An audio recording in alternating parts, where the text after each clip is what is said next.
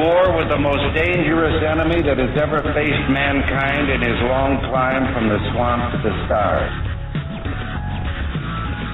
And it's been said if we lose that war, and in so doing lose this way of freedom of ours, history will record with the greatest astonishment that those who had the most to lose did the least to prevent its happening.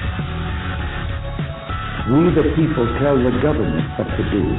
It doesn't tell us. Our Constitution is a document in which we, the people, tell the government what it is allowed to do. The man is not free unless government is limited. An informed patriotism is what we want. But still watch closely. And don't be afraid to see what you see.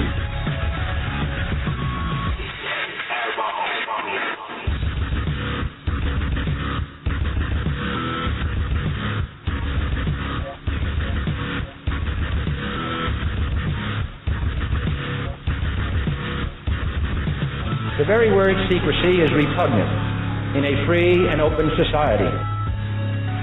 And we are, as a people, inherently and historically opposed to secret societies. Even today, there is little value in ensuring the survival of our nation if our traditions do not survive with it.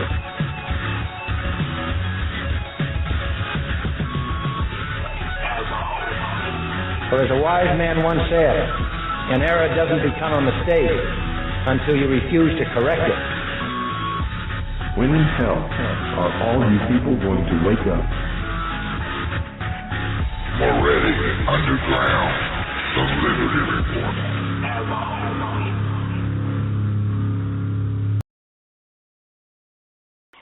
All right, everybody, we're back. You're listening to Moretti Underground, the Liberty Report, right here at PRN Radio Network. I'm Joanne Moretti. My great co-host Scott Ferrarello is with me, and we're happy you stuck around. Our crew, Famous Anna and Lynn and AstroTurf, are in the chat rooms, along with several of our colleagues. They're putting all the links to our stories, and some documents are going to be going in there hopefully pretty soon, too.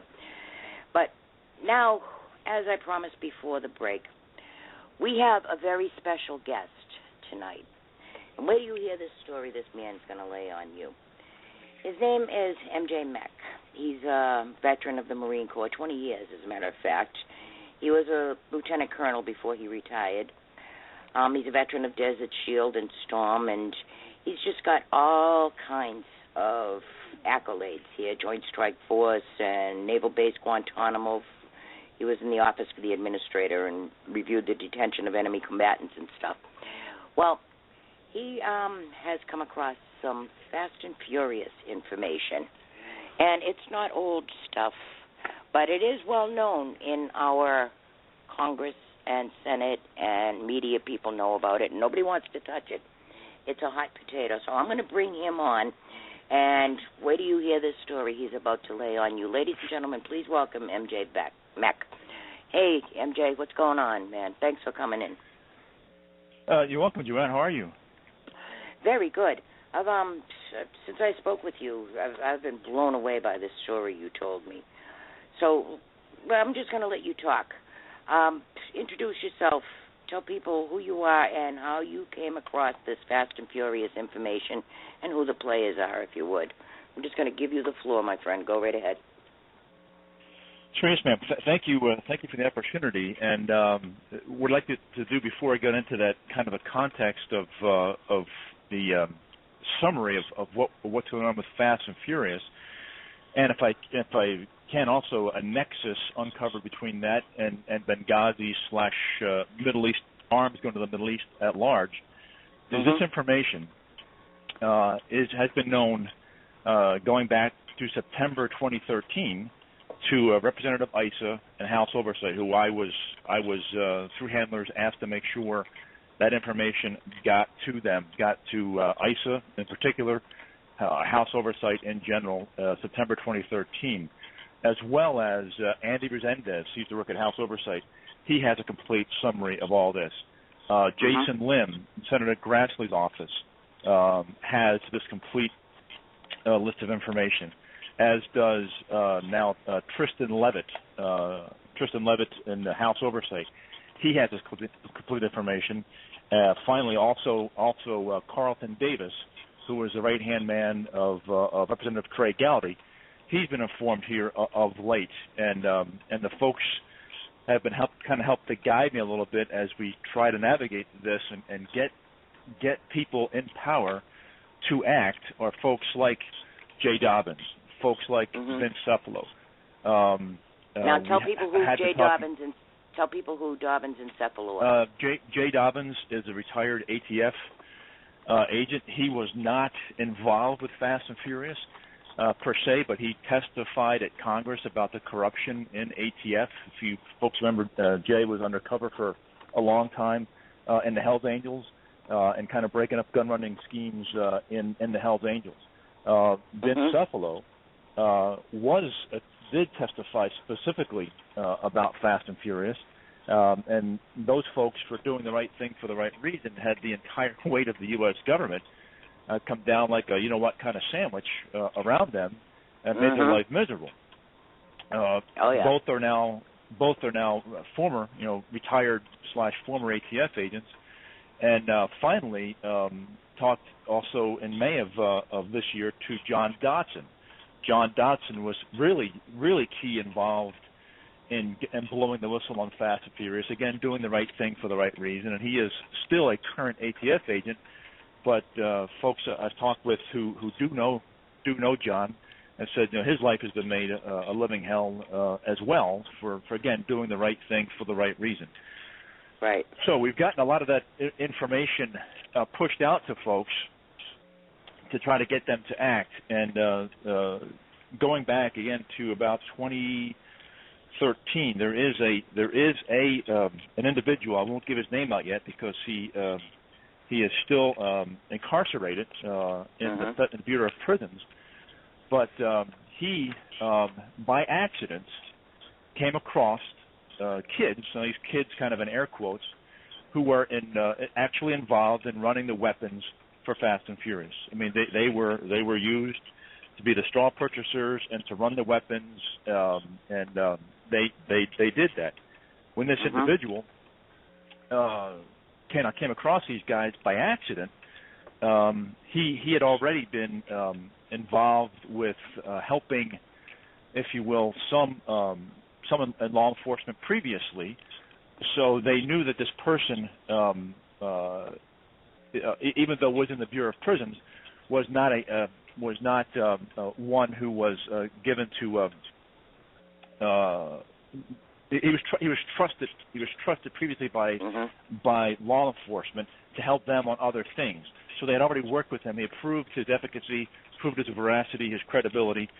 So when he kind of came across this information, he initially was skeptical, and what began to cement it in his mind that these things was for real is of these three kids, again in air quotes, two agreed to talk but did not want to talk with their names involved. They didn't want it to go kind of on the record, if you will. One did not want to talk at all, afraid of the federal government, afraid of the cartels.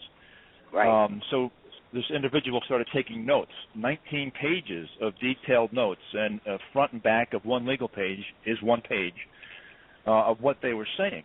And what began to really cement it in his mind this was real is he had come across in a visiting situation where family comes in, visits some of the inmates and so forth, and this would have been back in Texas, in El Paso specifically. The mother of one of the kids involved, pinching her son's cheek, saying, I told my son not to get involved with those government guys. I told him. So Michael thought, wow, this seems more and more real every day. So he had notified a person in DOJ OIG, a senior special agent in the field out there, and his name is Eric Ben. And Eric Ben ran what this individual was saying through their databases, whatever databases they're using in DOJ OIG, Office of Inspector General OIG. Yeah.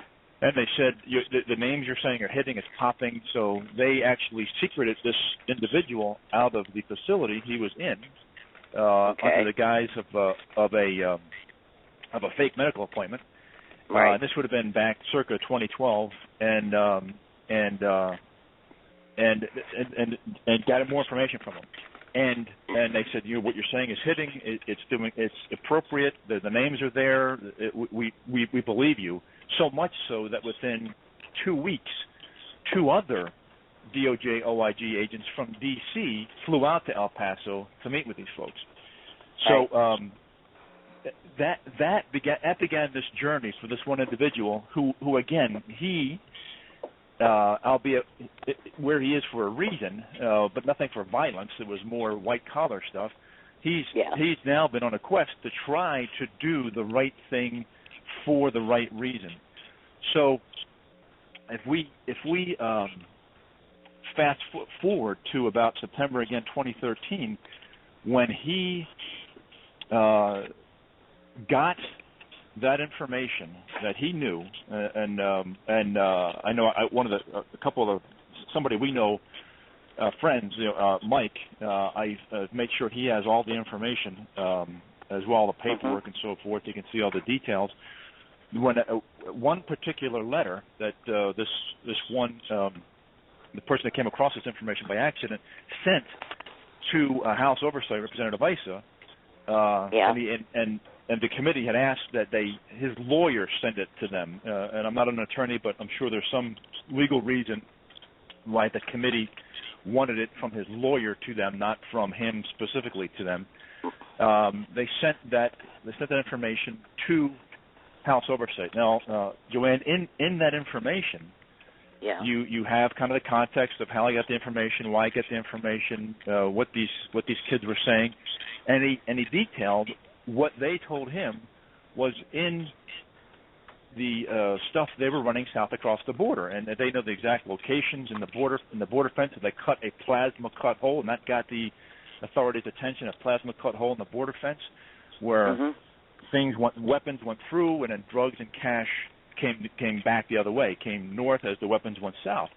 What went south was not just handguns and rifles, as folks think about it generically as Fast and Furious. It's just weapons. No, it was those, but it was also grenades and grenade launchers. That's going to be important. I'll get back to you in a second on that. But this is House Oversight being made aware of this in September of 2013. So rifles, long guns, pistols, grenades, grenade launchers, and of course you don't get grenades and grenade launchers at a local gun store.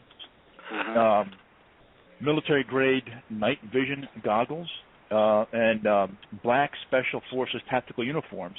And all this went is the south. stuff. This is the stuff that those kids were running.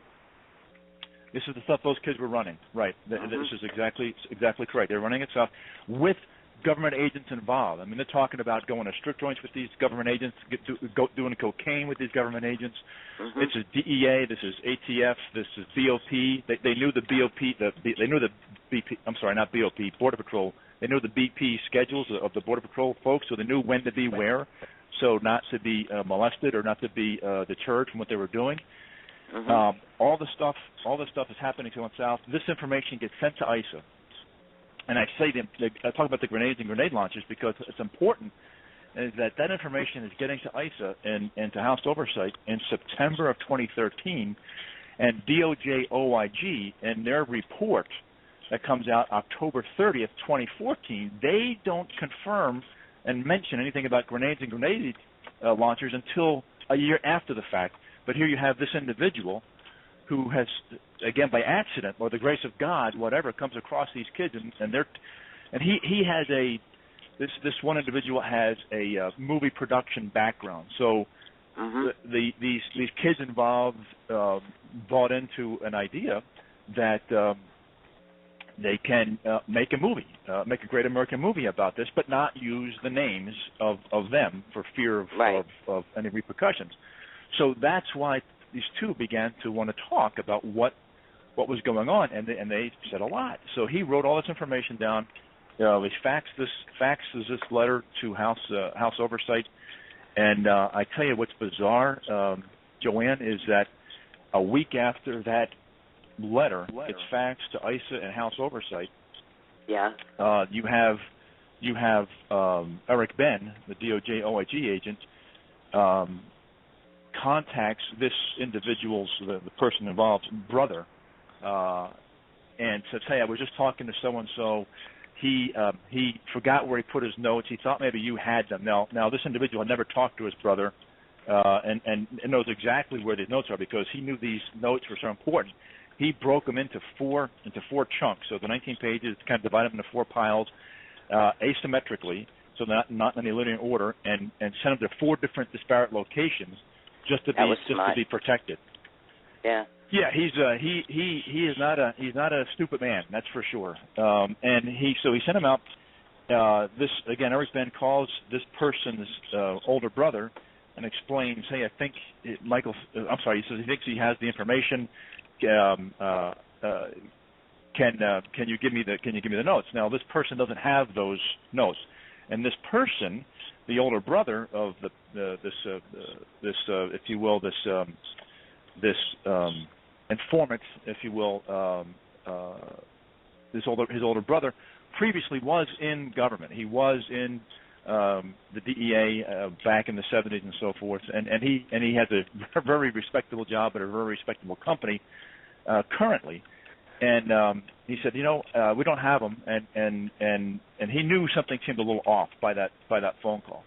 So, and they also called their mom and said, hey, if anybody tries to contact you for these notes, 1, you don't have them, but 2, don't talk to anybody until we get a lawyer, and don't speak to anybody, Mom, without an attorney first, because something bizarre is going on. So that was a Wednesday. So a week after that information got sent out to ISA and House Oversight, that happens on a Wednesday.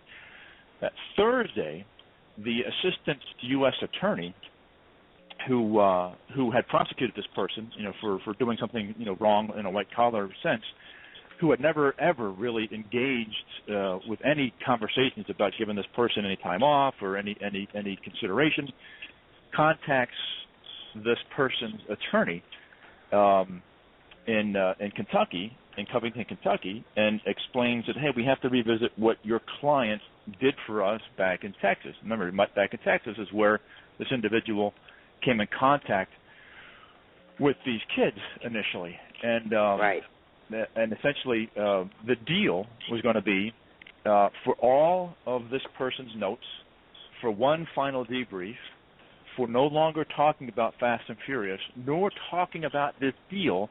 This person could have been home before Thanksgiving 2013. Now, thinking that this was sitting like he thought with the DOJ OIG agent, they were sitting on this. It was not going to be made public or not have the truth be manifest.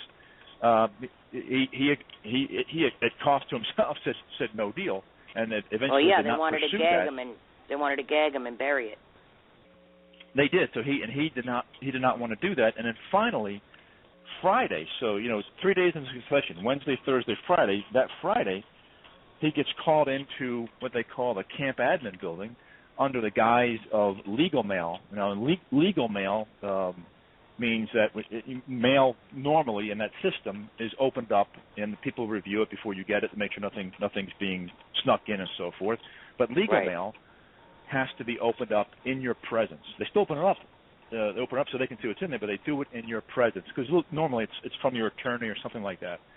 Right. Well, they brought him in under the guise of legal mail, but there was no legal mail. They said, hey, your friends back in Texas, DOJ OIG, want to come out here and talk with you.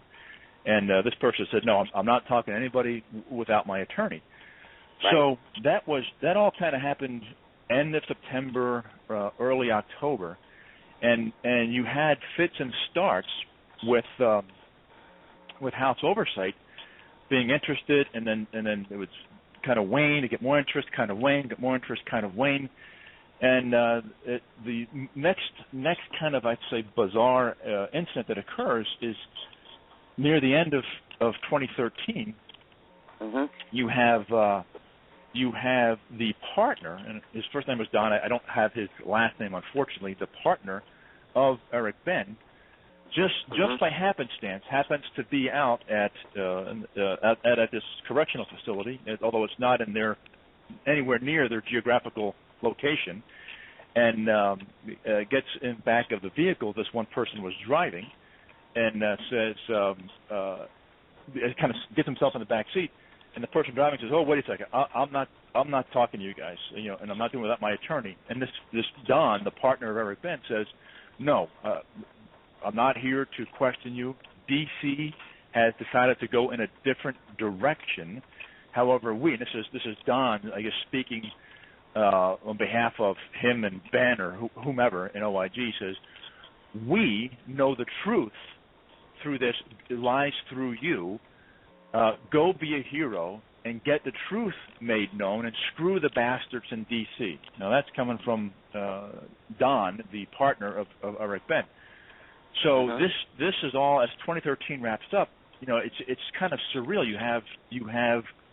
You can see this. It seems you got this effort to kind of suppress the information of what's going on, or at least to contain it. Now we get into 2014, and you get things like two agents stopping, who identify themselves as Agents Weston and Maxwell, saying they know. This is out of this facility. They know what's going on. Contacts in D.C. contacted them. They're processing at standby. Something big end of this week to happen. Now, this meeting on President's Day of 2014 is verified in an email that goes out to various folks. One of which is a retired Marine Corps Lieutenant General.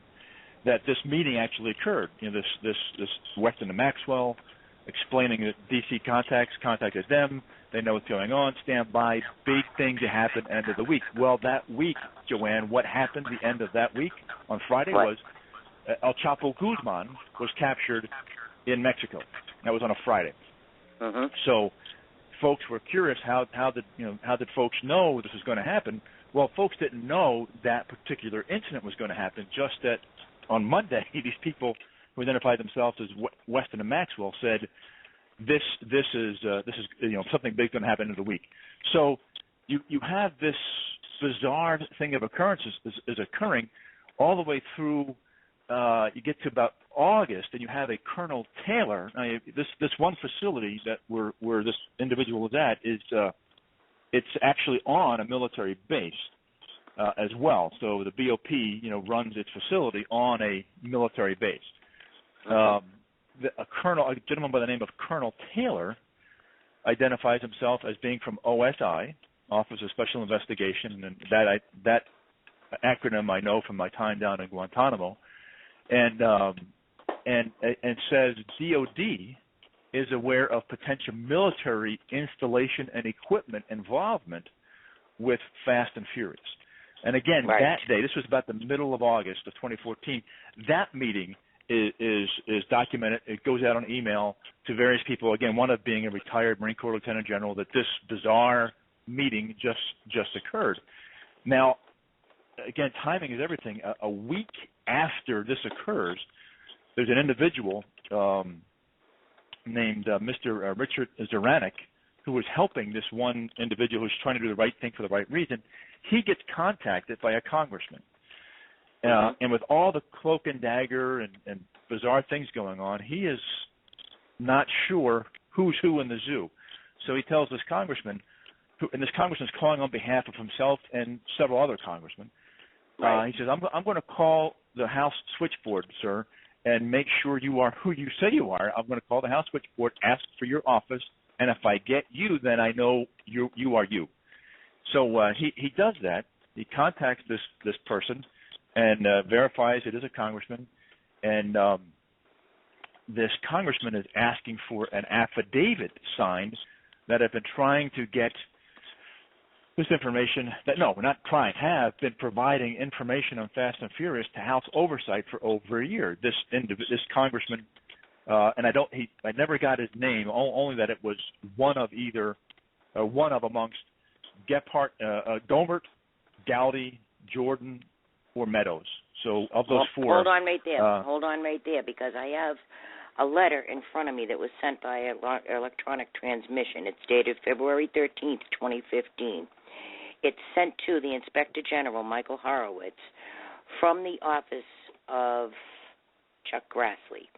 It says, Dear Inspector General Horowitz and Director Duff, recently, disturbing allegations have come to my attention that require an investigation of the sort that only you can provide.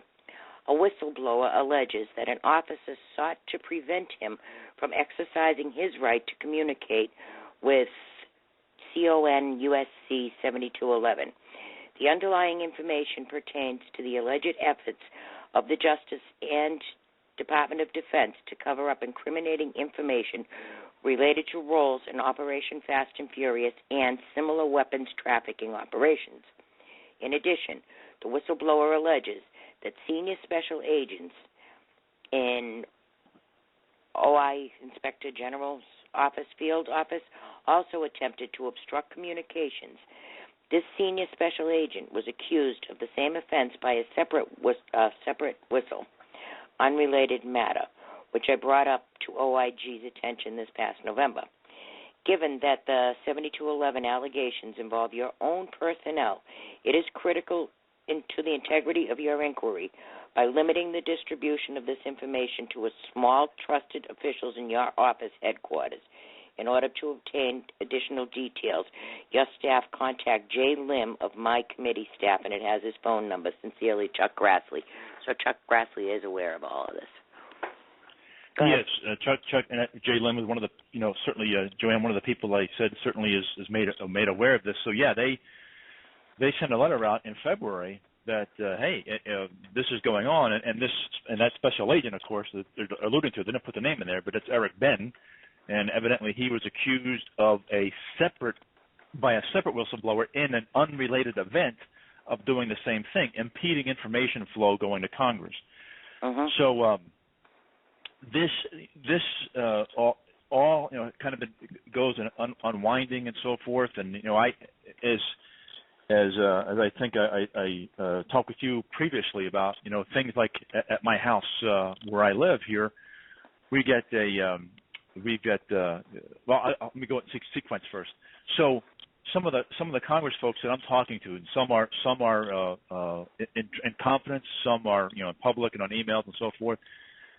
One of them gives me the phone number for John Dotson. Uh-huh. So he said, will you please, you need to contact John Dotson and get him involved with this. I said, okay. So I do that. I get the number. I call that number. Unfortunately, it was John Dotson Sr., I guess. It was Dotson's father. And I talked to that gentleman, and he says, hey, I'm his dad, but would you like his number? So he gives me Agent Dotson's number, and long story short, Dotson and I have a call. I think it was either 17. It was a Monday. It was either 17 or 18 May, whatever that Monday was of this year. We talked for about an hour and a half, and I relay everything to him, and he seems to be certainly receptive to what's going on. I explained to him, can you talk to this person who's still in the system, because he is the person who has the access, because these kids who are now out, by the way, Joanne, these kids, think about it, if you were running guns, you shouldn't only have a 30-month or so sentence. It should be something a little bit more significant than 30 months. Hold on one second. Let me stop you right there for 1 second, because we have a guest. I'm just going to open up his microphone real quick, introduce him, and then we'll both stay quiet and let you finish your story. Ladies and gentlemen, our colleague Mike Nunnally is here. Mike, welcome to the show. Hey, Joanne, how you doing? Oh, very good, very good. I wanted you here because you have been a very integral part in all of this investigation. So I'm just going to let him talk. Your microphone's open if if there's some things you want clarified or whatever, jump in the conversation. All right, go ahead, Matt. Okay. I don't know if Matt has had a chance to go over all the information he needed to for your other audience members. Has he had a chance to do that? Not yet. He's just, setting the stage right now. But we'll just let him talk and you can catch up, okay? But your microphone's open, remember that. Sure. Go ahead, NJ. Yeah. Hey, Mike, how you doing? And all right, how are you? yeah, so Very, very good, sir. We get to May. Again, I have about an hour and a half conversation with John Dotson and explain everything to him. And he is familiar with the sentencing judge of this individual who's in the system. And, John Dotson essentially tells me, you get me evidence I can lay hands on. And I will personally get on a plane, fly out to D.C., talk to this person's sentencing judge, and tell him I need him out to work on an active investigation. So, with that in mind, the sequences go forward where this person does exactly that. Exercising the relays and contacts. He affects to get information. This information deals with weapon serial numbers, four in particular. Yes, he had more, but right now 4 to give Dotson what he needed. 4 serial numbers, 2 of which were used in gun battles, 2 of which were listed as being retrieved by the authorities, were actually back in the hands of these kids and these gun runners. And there's supporting documentation to support what they're saying. So that information is obtained. He tries to engage with Dotson, but I can't speak for Agent Dotson. I can tell you he's a good man. I can tell you he's, again, trying to do the right thing for the right reason. He winds up kind of going silent, and my guess is talking to folks who were former ATF. They can make life miserable for Dotson being a current ATF agent. So I can hear somebody's TV in the background. Oh, hold on.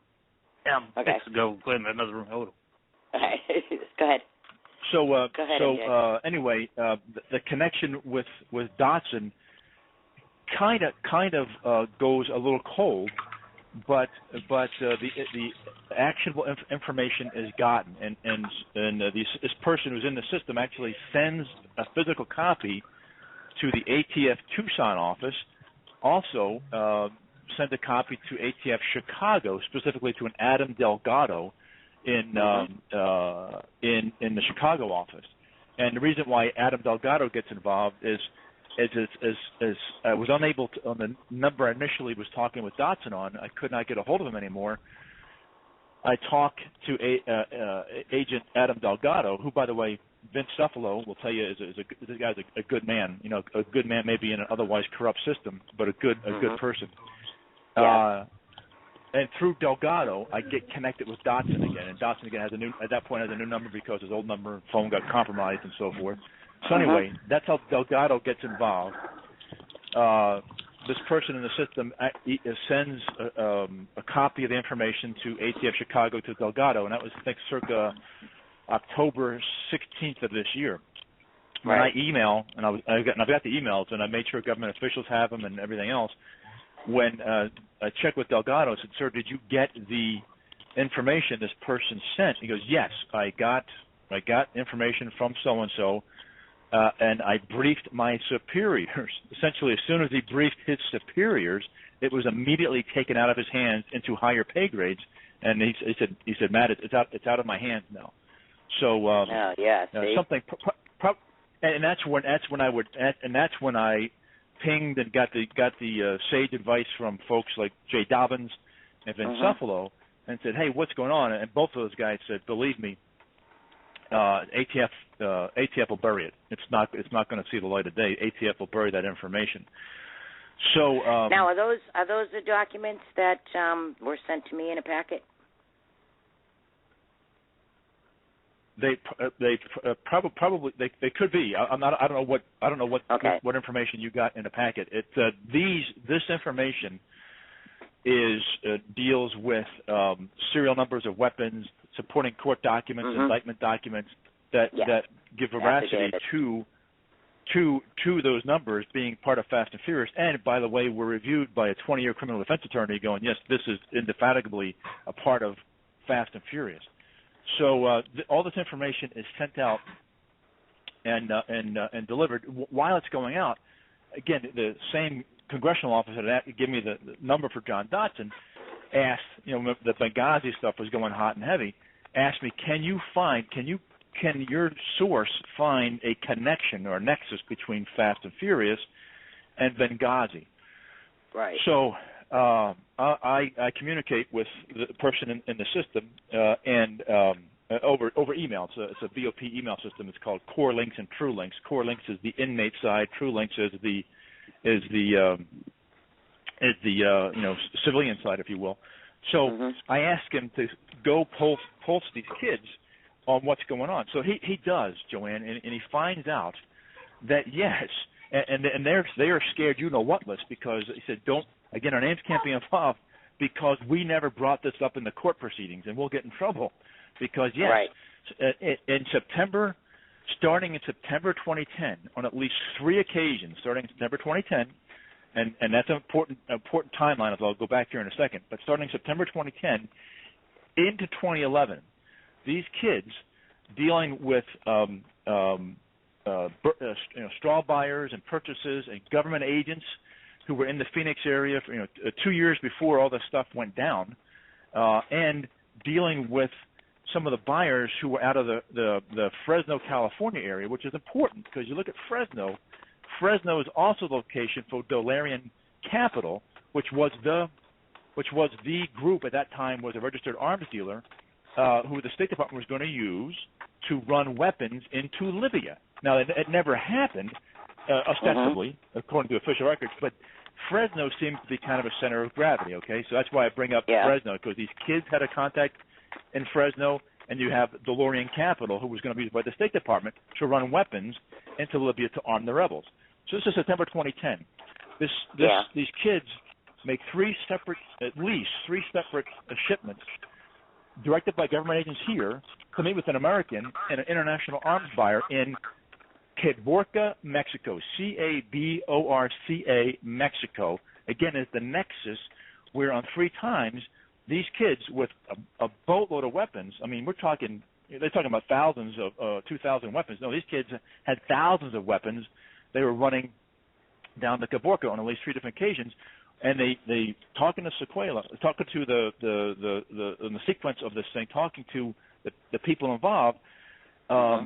It was either a South African or Algerian arms buyer that was down there that these kids were delivering these weapons to. Now, you know what that tells me?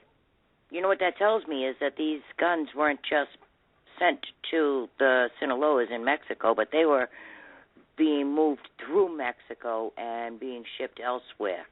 And those numbers, because you have an international arms buyer. You have a Middle Eastern, if you will, arms buyer down there, and they did this three different times.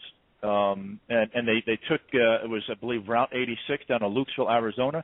Lukesville was kind of the crossing point, and down Route 2 to Caborca, Mexico, and they did this at least 3 different times. And again, this detailed information is provided to House Oversight now, provided to Senator Grass's office, provided to ATF, and based on advice from Vince Cephalo and so forth, I make sure, and I email Delgado, I carbon copy Tristan Levitt in House Oversight and Jay Lemon, those folks in Senator Grass's office, but I also send it to folks like Neil Lynch in Jordan's office and Zach Enos in Congressman Meadows' office.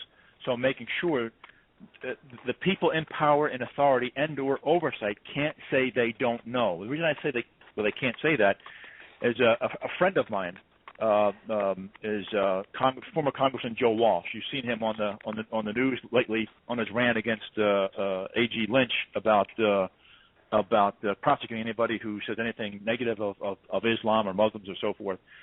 Well, he's a former congressman. He's a friend. He has his own radio show here in the Chicago area daily. And I was at his house November of last year explaining all this to him. We had become friends back in 2010 or so, 2010, 2011. And we met in D.C. once, and we made friends from that point on. But he had told his former colleagues back in D.C., and this would have been November 2014, saying that House leadership, a.k.a. Boehner, was trying to suppress this information from getting out, was trying to squash the resolution or the forward progress of Fast and Furious. Why? Yeah, I why don't would know. that be though? Why would that be? It was, it was out there in the open. We knew. They even knew that the grenades and the other equipment, like the night goggles and the body armor, that type of stuff, was also involved in that. What bothers me is they knew the schedules. They knew the drug runners' schedules. They knew their own, their moles, the kids that they had running these guns.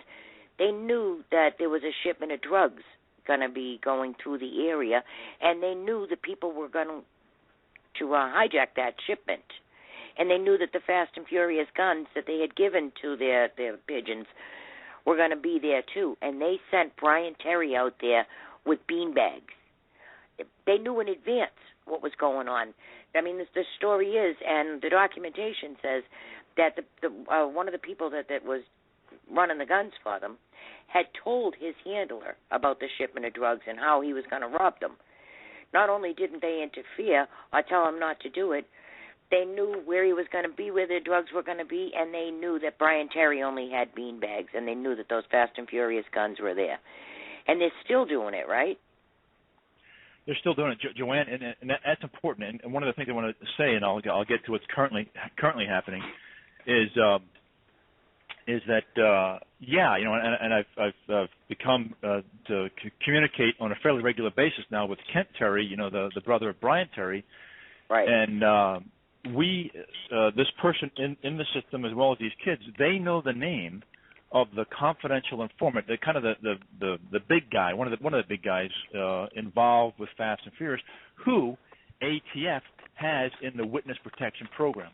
This guy was connected well on the U.S. side and the Mexican side of the border, and has a murder to his record already, but is now we have access to this person's new name and his location, but information and intuition that evidently Kent Terry has, separate from anything I've talked with him about, is under the belief that person, that confidential informant, is the person who likely killed Brian Terry. Mm-hmm. But again, ATF has this person in the witness protection program. So, but to your point, is this still going on? Yes. This is, as we said back in September 2013, all the way through to today, this flow of weapons is going south still. Matter of fact, we beseeched and made known to ATF. And by the way, DOJ OIG visited this person at this facility twice in June. Okay, so if this wasn't real and this wasn't significant, you wouldn't have DOJ OIG agents visiting this person in June of this year. And when we made abundantly clear to these folks, these kids involved, in trying to generate money and so forth, they got 40 Fast and Furious linked weapons. That we're telling them this back in October. They are going to, if this person can't get a hold of them, because what they're trying to do, these kids believe a movie's going to be made. They believe this person who's in there, who has, they checked on this guy. He has the bona fides, he has the connections and so forth. So they trust him. So they were holding on to a lot of evidence and a lot of material to be part of the props, if you will, for a legitimate movie. Well, they're telling this person, hey, we're kind of getting tired of you, and oh, by the way, you're asking so many questions. Are you a cop? Do you work for the cops? They're getting a little spooked, but he's trying to let them know that no, I'm not, and so forth. But 40 of these weapons. In the meantime, the people that are supposed to be paying attention to this are trying to bury it, and I think I know why they're trying to bury it, because as you said, they're talking thousands of weapons here, so they're not just going to some rinky-dink drug dealers and drug cartels. They might be, but they're going through Mexico, and by following those guns and following up on this information, it could lead them to the intended destination for those weapons. Yeah, that could cause an international situation. Go ahead. I'm sorry, Mike. It was going there, but you're right, Joanne. We told ATF, pleaded with them, go talk to this person in this facility. Use and abuse him, prove his efficacy. He wants to do the right thing for the right reason. And per what the comments with Dotson, hey, and after you prove your efficacy and value, then we'll cut you huss or something. The person has only got months left to go, and then he's done anyway now. But anyway, hold on. Mike Nunley, was there something you were trying to say? I thought I heard you. Yeah, I just wanted to join in and say that there's no question in my mind that they are running these guns internationally. It's Fast and Furious is just the tip of the iceberg. That I'm not sure where the location in Mexico is, but if it's a port city, chances are they're leaving from there and going to Qatar. Right. And then from Qatar into Benghazi, and then you go into the Benghazi story with Christopher Stevens. So there's no doubt in my mind that they're... That fits with the transnational fighters, too, and how they're arming them. Yeah.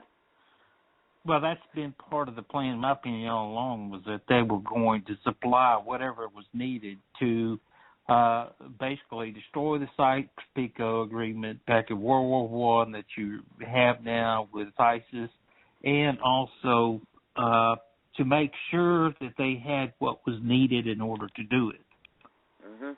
And Mexico, what I have seen or what I have found personally is that the straw purchasers, these kids, that this not, based on the kids that MJ is talking about, that they've used this same method of operation. I don't know how many times, but I do know there's another scenario that's in the book I was mentioning earlier, Arms and the Dudes. Right.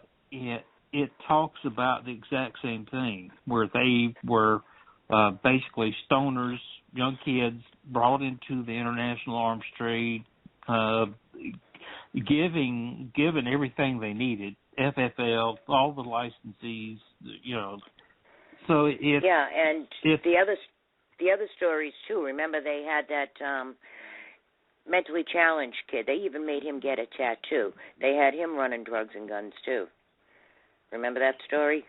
So, they're using young people who need money and who are, jumping back and forth across that border anyhow, so they're getting them to do the transporting. And that they are. Too. And 40 of these weapons that we told ATF about abundantly before 10 November. We're telling them, please go talk to this person, exercise them, use them. Stop this. You're going to have 40 weapons go south across the border. Well, ATF did nothing, and then come 10 November, and this person in the system emails me and lets me know that, on the 9th of November, they staged down in Nogales at a home in Nogales, Arizona, and I'm a Marine, so on the birthday of the Marine Corps, 10 November, they go easily across the border into Nogales, into the Mexican side of the border, and then ATF, this is on the 10th, ATF only shows up at the correctional facility to talk to this person 3 days after the fact. And when they show up there in a, quote, unofficial, unquote, whatever that means, capacity. Yeah. Now, we have about 4 minutes left, so we're going to have to summarize this now. What exactly is the plan or the goal, or where are we now with getting some attention for this? And is anybody going to pay attention to it? I know they want it buried. They don't want to deal with it. They don't, one thing is going to lead to another. Where it is now, Joanne, is that there is a warehouse. My best guess, the person inside, he knows exactly where it's at. The kids, of course, know where it's at, but it houses a plethora of the actionable evidence and information that Dotson wanted. It's got emails from government officials. It's got government officials' business cards. It's got purchase orders.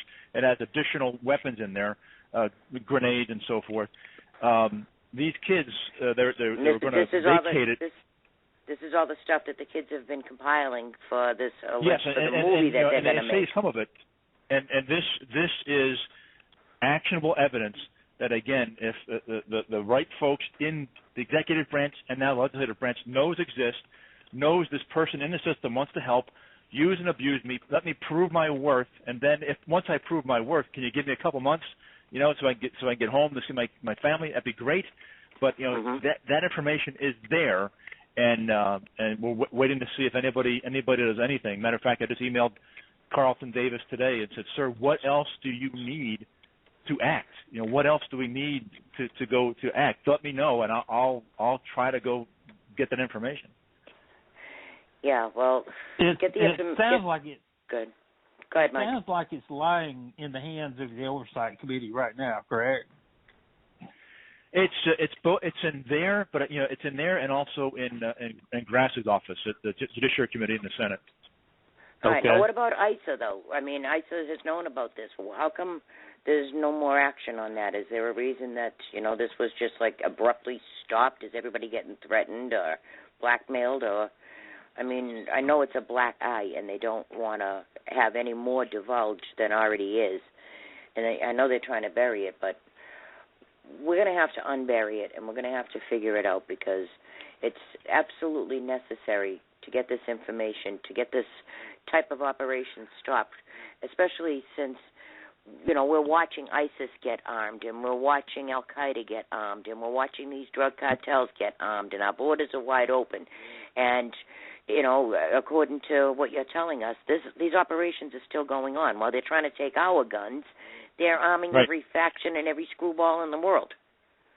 And I tell you, and also who else knows, Joanne? And if you saw on Drudge yesterday, I'm not sure why he did even, but John Solomon, who's the VP and editor of the Washington Times, he broke the first story along with Jason Foster in Senator Grass's office on Fast and Furious. So he's been kept up to date all of this time as well. And all these emails I've been sending out, by the way, I always carbon copy or forward or blind carbon copy Cheryl Atkinson, Katie Pavlich, Catherine Herridge. So as I told Mike before, it's like pushing a noodle, but I'm not going to stop because I have a commitment to this country, to our Constitution, and folks trying to do the right thing for the right reason. The information is there.